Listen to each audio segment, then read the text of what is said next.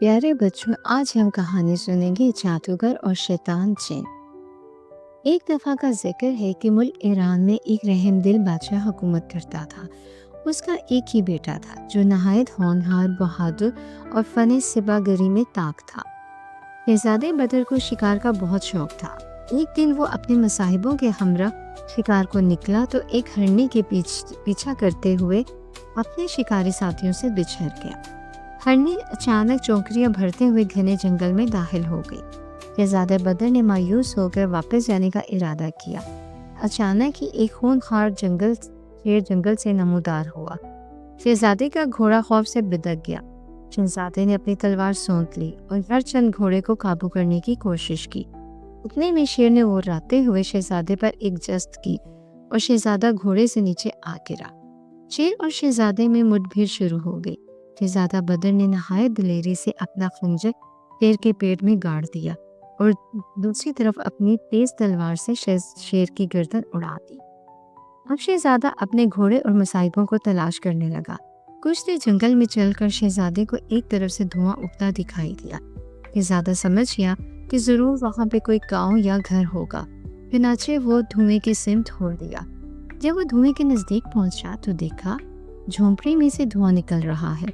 शहजादा मुतजस्सिस होकर ये सारा मंजर देख रहा था कि अचानक जंगल के सिम से वही हिरनी चौकड़ियां भरते हुए आई और झोंपड़ी के अंदर दाखिल हो गई।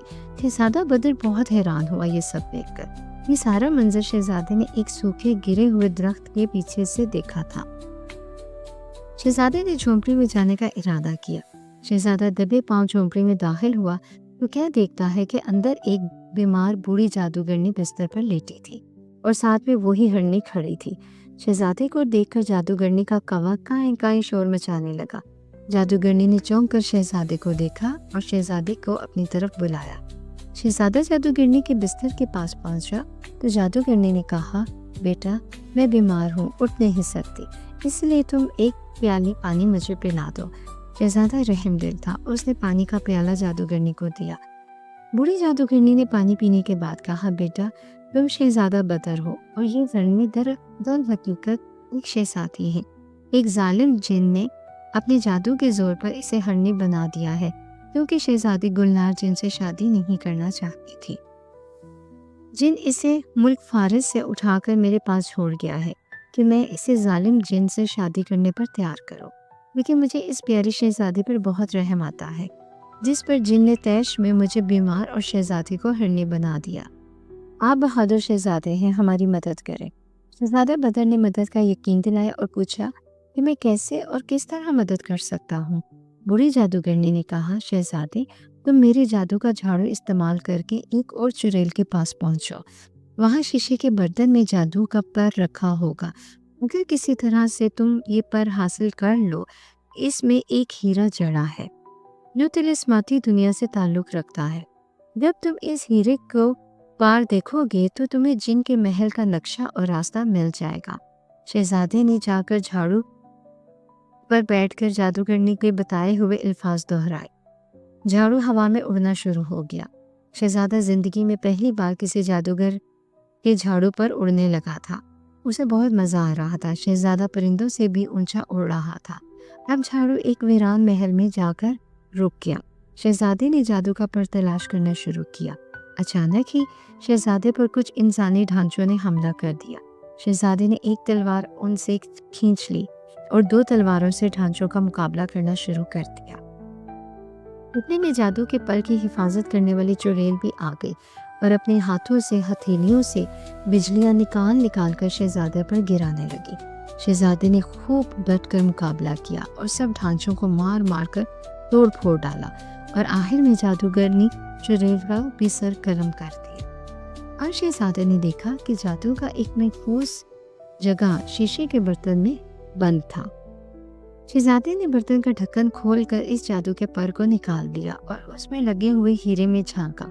फौरन ही धनक के रंग फैल गए और दिल फरेब मौसीकी बजने लगी और दूर पार एक खूबसूरत महल दिखाई देने लगा। शहजादा फौरन उड़ने वाले झाड़ू पर सवार हो गया और महल की राह ली। थोड़ी ही देर में शहजादा महल के बागीचे में जा उतरा। बूढ़ी जादूगरनी ने शहजादे को बताया था کہ اس ظالم جن کی جان ایک طوطے میں ہے جو کہ طلسماتی محل میں رکھا ہوا ہے۔ اس ظالم شیطان جن اس وقت مر سکتا ہے جب کوئی طوطے کو مار دے۔ شہزادہ محل میں طوطے کی تلاش کرنے لگا، سارا محل چھان مارا، لیکن ظالم شیطان جن کے آنے کا وقت بھی ہو چلا تھا۔ اسے طوطا کہیں نہیں ملا۔ اچانک جب شہزادے نے آخری کمرے کا دروازہ کھولا تو وہاں ایک طوطا سیب کھاتا نظر آیا۔